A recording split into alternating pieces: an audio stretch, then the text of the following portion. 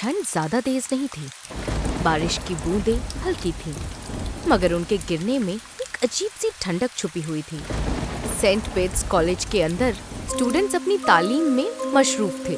College के बाहर एक खूबसूरत लड़की खड़ी थी जो लगातार उस बिल्डिंग को घूर रही थी। उसकी नजरें किसी को ढूंढ रही थीं, जैसे वो किसी का इंतजार कर रही हो। तभी समर्थ, जो उसी कॉलेज का स्टूडेंट था और एक बड़े कारोबारी का बेटा था, बाइक से बाहर निकलता है। उसकी नजर अचानक बारिश में भीगती उस लड़की पर पड़ती है।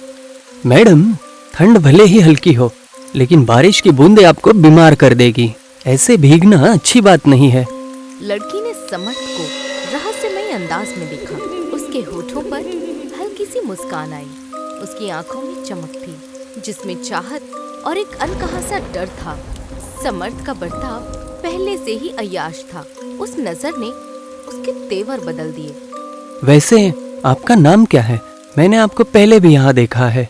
आप हमेशा कॉलेज के बाहर ही खड़ी रहती है और फिर चली जाती है। मेरा नाम सिया है। तो आप कॉलेज के बाहर क्यों खड़ी रहती है? क्या आप किसी का इंतजार करती हो? हाँ, तुम्हारा।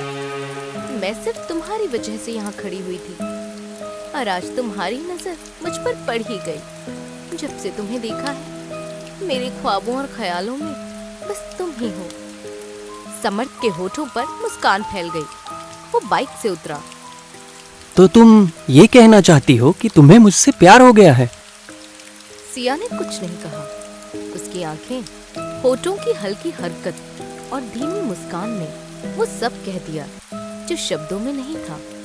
समर्थ पूरी तरह बहक गया। तो फिर बैठ जाओ। बारिश के बाद की ठंडी हवा के बीच वो उसे एक होटल के कमरे में ले गया। कमरे में घुसते ही सिया ने अपना फोन सामने रखा और रिकॉर्डिंग ऑन कर दी। ये क्या कर रही हो? तुम्हारे साथ बिताए रंगीन पलों को अपने मोबाइल में कैद करना चाहती हूँ। लेकिन मैं आज के जमाने की लड़की हूँ। अच्छे पल हमेशा अपने फोन में कैद कर लेती हूँ। समर्थ सिया के मुस्कान और इशारों की जाल में पूरी तरह फंस गया। सिया का फोन रिकॉर्डिंग मोड में था। कुछ वक्त बाद कमरे में सिर्फ गर्म सांसों की आवाजें गूंज रही थी। दूसरी ओर फोन पर टाइमर लगातार चल रहा था। 19 मिनट पूरे हो गए। फोन बंद हो गया। सिया बिस्तर से उठी। उसने अपने कपड़े ठीक किए और बाहर जाने लगी। मैं न जाने कितनी लड़कियों से मिला हूँ, लेकिन तुम्हारे जैसी कोई नहीं मिली। तुम अगली बार कब मिल सकती हो? सिया ने मुस्कुराते हुए फोन उठाया। उसकी मुस्कान इस बार पहले से कहीं ज्यादा अजीब थी। शायद ये मौका फिर से तुम्हारी जिंदगी में नहीं आएगा। इतना कहकर वो कमरे से बाहर चली गई। समर्थ काफी देर तक वहीं बैठा रहा। फिर उसने अपने कपड़े ठीक किए और वहां से चला गया। 2 दिन बीत गए। तीसरी रात समर्थ अपने कमरे में गहरी नींद में सो रहा था। तभी उसके कानों में किसी लड़की के फुसफुसाहट की आवाज गूंजी। वो आवाज ठंडी थी, जैसे कोई इंसान नहीं बल्कि एक साया हो। समर्थ, उठो, तुम्हारे जाने का वक्त हो गया है।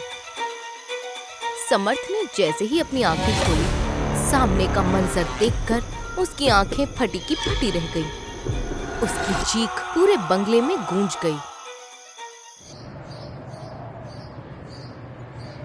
अगले दिन समर्थ की लाश उसके घर पर मिली। चेहरा नीला पड़ चुका था।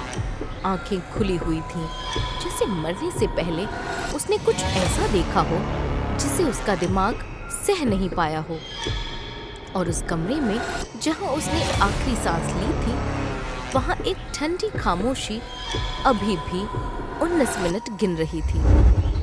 समर्थ की दिल दहलाने वाली मौत से पूरा शहर सहम गया था। उसके मौत के अगले ही दिन एक 19 मिनट का वीडियो पूरे शहर में आग की तरह फैल गया। हर किसी के फोन में, सोशल मीडिया पर उसी वीडियो की चर्चा थी। विवान अपने कमरे में बैठा फोन पर वही वायरल वीडियो देख रहा था। उसके चेहरे पर कोई एक्सप्रेशन नहीं था, अचानक उसने वीडियो बंद कर दिया, फोन जेब में डाला और बगैर कुछ सोचे अपनी कार लेकर कॉलेज की ओर निकल गया। कॉलेज के अंदर अजीब सी खामोशी थी। समर्थ को मरे 3 दिन बीत चुके थे। क्या बात है यार, अभी समर्थ को मरे 3 दिन भी नहीं हुए और तुम कॉलेज आ गए। वो हमारा अच्छा दोस्त था, थोड़ा शोक तो मना लेते। शोक, तूने वो वायरल वीडियो नहीं देखा क्या? देखा है, सिर्फ मैंने नहीं पूरे शहर ने देखा है। अब तो मुझे समर्थ को दोस्त बताते हुए भी शर्म आती है। न जाने लोग हमारे बारे में क्या क्या सोचेंगे। हाँ, जैसे कि तुम बहुत बड़े संत या महात्मा हो। बस ज्यादा गहराई में मत जा। बस मुझे ये नहीं समझ में आ रहा उसे वीडियो बनाने की क्या जरूरत थी। क्या पता वो वीडियो उस लड़की ने बनाया हो। ठीक है, तो समर्थ उसे मना भी तो कर सकता था ना। अब जो हो गया सो हो गया, वीडियो भी वायरल हो चुका है और वो लड़की कौन थी ये भी कोई नहीं जानता। सुना है समर्थ के डैड ने शर्म के मारे घर से बाहर निकलना ही बंद कर दिया है। इतना कहकर उसका दोस्त वहां से चला गया। कुछ वक्त बाद विवान कॉलेज से बाहर निकला, तभी उसकी नजर सामने खड़ी एक लड़की पर पड़ी। विवान चौंक गया। ओह माय गॉड, इसका चेहरा तो बिल्कुल उस लड़की जैसा है जिसका समर्थ के साथ 19 मिनट का वीडियो वायरल हुआ था। लड़की ने विवान को एक आकर्षण भरी नजरों से देखा। उसकी आंखों में वासना नजर आ रही थी। तुम तो वही लड़की हो ना जिसका वीडियो हर जगह चल रहा है और तुम यहाँ खुलेआम घूम रही हो। वो वीडियो मैंने भी देखा है, मगर उसमें जो लड़की है वो मैं नहीं हूँ। हाँ, चेहरा थोड़ा बहुत मिलता जुलता जरूर है। तो फिर तुम कौन हो? लड़की ने बेहद भड़काऊ इशारों के साथ विवान को देखा। मेरा नाम सोनिया है और मैं यहाँ तुमसे मिलने आई हूँ। मुझसे? लेकिन क्यों? सुना है खूबसूरत लड़कियाँ तुम्हारी कमजोरी हैं, ठीक वैसे ही हैंडसम लड़के मेरी। विवान के होठों पर मुस्कान फैल गई। अरे वाह, तुम तो बिल्कुल मेरे टाइप की हो। हमारी जोड़ी खूब जमेगी। और ये सब बातें सबके सामने नहीं हो सकती। आगे मैं क्या कहना चाहती हूँ मुझे लगता है तुम्हें समझ आ गया होगा। विवान पूरी तरह से बहक चुका था। मैं अच्छे काम में कभी देर नहीं करता। मेरी कार सामने ही है, चलो। कुछ वक्त बाद विवान और सोनिया एक खूबसूरत लॉज के कमरे में थे। सोनिया ने अपना फोन निकाला और रिकॉर्डिंग मोड ऑन कर दिया। ये तुम क्या कर रही हो? सोनिया ने विवान का हाथ पकड़कर उसे अपनी ओर खींच लिया। मैं हर किसी के साथ खास पलों को अपने मोबाइल में कैद करती हूँ। और तुम ऐसा क्यों करती हो? सोनिया ने उसकी बात काटते हुए उसके होठों पर अपनी उंगली रख दी। सब कुछ भूल जाओ और अपने दिमाग में सब मुझे रख दो। कमरे में गर्म सांसों की आवाजें गूंजने लगी। रिकॉर्डिंग चालू थी। फोन पर टाइमर चल रहा था। 19 मिनट पूरे होते ही रिकॉर्डिंग बंद हो गई। सोनिया बिस्तर से उठी। उसने अपने कपड़े ठीक किए। यकीन मानो, मैं बहुत सी लड़कियों से मिला हूँ, लेकिन तुम जैसी बात किसी में नहीं थी। सोनिया ने मुस्कुराकर फोन पर्स में रखा और बगैर कुछ कहे कमरे से बाहर चली गई। 2 दिन बीत गए। तीसरी रात विवान अपने कमरे में गहरी नींद में सो रहा था। तभी उसके कानों में एक खौफनाक औरत की चीख गूंजी। विवान! विवान की आंख अचानक खुल गई। सामने का मंजर देखकर उसकी रूह कांप उठी। उसके सामने वही लड़की खड़ी थी, मगर इस बार उसका चेहरा विकृत था। आंखें लाल थीं और एक ठंडी मुस्कान थी। उसे देखते ही विवान की आंखें फटी की फटी रह गईं और विवान की चीख पूरे बंगले में गूंज गई।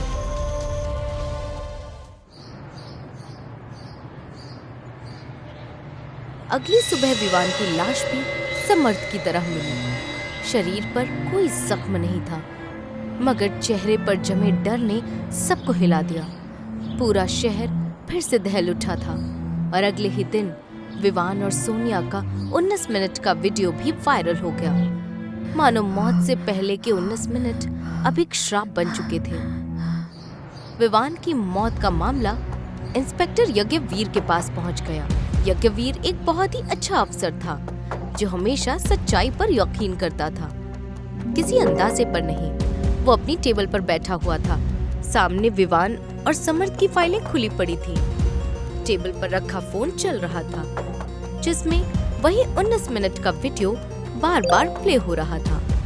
कमरे में एक अजीब सी खामोशी थी, जैसे दीवारें भी कुछ छिपा रही हूँ। सर, लगता है आप किसी गहरी सोच में डूबे हुए हो। तुम अच्छी तरह जानते हो मैं हमेशा सच्चाई पर यकीन करता हूँ। मुझे ऐसा लगता है कि विवान का कत्ल नहीं है, और ये भी लग रहा है कि कुछ और कत्ल होने बाकी है। कांस्टेबल ये सुनकर चौंक गया।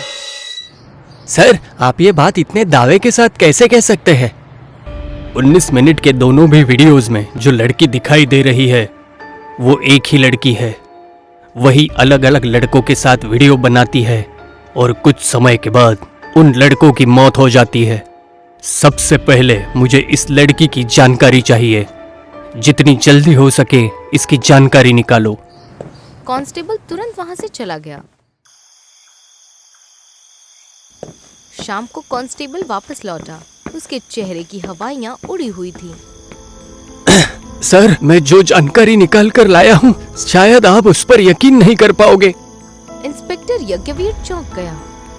तुम्हारा मतलब क्या है? सर, वीडियो में जो लड़की नजर आ रही है उसका नाम दिशा है और उसकी मौत तो 5 साल पहले ही हो चुकी है। ये सुनते ही इंस्पेक्टर यज्ञवीर सन्न रह गया। क्या बक रहे हो तुम? सर, मैं मजाक नहीं कर रहा। अगर आपको यकीन नहीं होता तो 5 साल पहले लापता हुई दिशा नाम की लड़की के बारे में खुद ही देख लीजिए। पहले वो गायब हुई थी, बाद में उसकी लाश मिली थी। इतना कहकर कांस्टेबल वहां से चला गया। इंस्पेक्टर यज्ञवीर ने अपना लैपटॉप खोला और गूगल पर सर्च करने लगा। कुछ ही वक्त में स्क्रीन पर दिशा की तस्वीर उभर आई। इंस्पेक्टर यज्ञवीर की आंखें फैल गईं। ये तो वही लड़की है जो 19 मिनट के वीडियो में थी। आखिर ये राज है क्या? तभी कांस्टेबल दोबारा अंदर आया। सर, एक और जानकारी लेकर आया हूँ। अब कौन सी जानकारी है? सर, मैंने कॉलेज में पता किया है। विवान और समर्थ का एक और दोस्त है, कुणाल। वो अभी जिंदा है। मुझे लगता है आपको उससे पूछताछ करनी चाहिए। इतना कहकर कांस्टेबल बाहर चला गया। इंस्पेक्टर यज्ञवीर गहरी सोच में डूब गया। उसने अपनी घड़ी देखी। रात के ठीक 10 बज रहे थे। मैं सुबह तक का इंतजार नहीं कर सकता। मुझे अभी जाकर कुणाल से बात करनी होगी। कमरे की बत्ती हल्की सी झिलमिलाई, जैसे अंधेरा भी इस फैसले से सहमत हो। इतना कहकर इंस्पेक्टर यज्ञवीर केबिन से बाहर निकलने लगे। बाहर ठंडी हवा के साथ हल्की बारिश शुरू हो चुकी थी। मैं कुणाल के घर जा रहा हूँ, उससे कुछ पूछताछ करनी है। लेकिन सर, बारिश हो रही है, ठंड भी बहुत है। मुझे लगता है आप आज की जगह कल पूछताछ कर लीजिए। आप थक चुके हैं सर। नहीं, मुझे अभी उससे पूछताछ करनी ही होगी। इतना कहकर इंस्पेक्टर यज्ञवीर अपनी जीप में बैठ गए और कुणाल के घर की ओर चले गए। जीप कुछ ही दूर चली थी कि सामने लंबा ट्रैफिक नजर आया। आज ही इस ट्रैफिक को लगना था। बारिश की बूंदें शीशे पर टपक रही थी और हर सेकंड की देरी किसी अनहोनी की ओर इशारा कर रही थी। इधर कुणाल अपने बंगले में अकेला था। तभी डोरबेल बजी। कुणाल ने घड़ी देखी। मॉम डैड तो इस समय घर पर नहीं है। इतनी रात को कौन हो सकता है? वो दरवाजा खोलता है। सामने बारिश में भीगी हुई वही लड़की खड़ी थी। उसे देखते ही कुणाल के शरीर में सिहरन दौड़ गई, मगर वो सिहरन डर की नहीं थी। जी, किससे मिलना है? मेरी स्कूटी खराब हो गई है, कपड़े भीग गए हैं, बहुत सर्दी लग रही है। क्या बारिश बंद होने तक मैं कुछ वक्त यहाँ रुक सकती हूँ? वासना में अंधा कुणाल ये भूल गया कि सामने खड़ी लड़की वही है जिसके वीडियो से शहर दहल चुका था। हाँ हाँ, अंदर आइए। लड़की अंदर आई और पूरे घर को गौर से देखने लगी। आपके कपड़े तो पूरी तरह भीग गए हैं। आप चेंज कर लीजिए ना, मेरे पास कपड़े हैं। आप रूम में जाइए, मैं आपके गीले कपड़े हीटर के पास सुखा देता हूँ। लड़की ने एक अजीब मुस्कान के साथ उसकी ओर देखा। वैसे मेरा नाम दिशा है। आओ, मैं कमरा दिखा देता हूँ। कुणाल दिशा को कमरे में ले गया। सामने अलमारी है, कपड़े उसी में रखे हैं। आप चेंज कर लीजिए। वो बाहर जाने लगा। आप बाहर क्यों जा रहे हैं? अगर आपको एतराज ना हो तो क्या मैं आपके सामने चेंज कर सकती हूँ? कुणाल की आंखों में मानो चमक सी आ गई। हाँ, क्यों नहीं। अगले ही पल दिशा उससे लिपट गई और कमरे में दिशा का खेल एक बार फिर से शुरू हो गया। दिशा ने फिर अपना फोन निकाला और रिकॉर्डिंग ऑन कर दी। ये क्या कर रही हो? सुंदर पलों को कैद कर रही हूँ। क्या तुम्हें कोई एतराज है? नहीं। कमरे में सिर्फ गर्म सांसों की आवाजें थी। जैसे ही 19 मिनट पूरे हुए, रिकॉर्डिंग बंद हो गई। दिशा उठी और कपड़े ठीक करने लगी। कुणाल मुस्कुरा रहा था कि अगले ही पल लड़की का चेहरा टेढ़ा होने लगा। आंखें काली पड़ गईं। कौन हो तुम? लड़की अब पूरी तरह डायन के रूप में तब्दील हो गई थी। जब तो अपने गंदे इरादे पूरे कर रहा था तब नहीं पूछा कि मैं कौन हूँ। अब जब मौत सामने है तब ये सवाल याद आया। उसी वक्त इंस्पेक्टर यज्ञवीर बंगले के पास पहुंच गया। मेन डोर खुला देखकर वो चौंक गया।